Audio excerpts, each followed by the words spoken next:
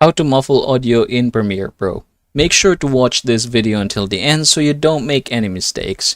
Now I'm going to show you what we are working with here. I'm just going to play this.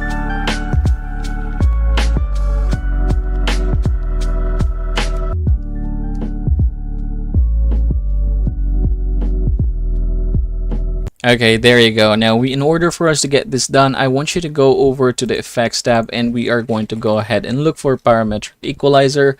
We're going to drag this into our clip and then we're going to click Edit.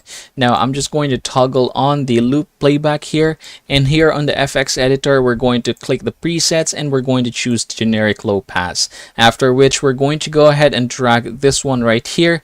Make sure that it is in between 2000 Hz and -30 decibels.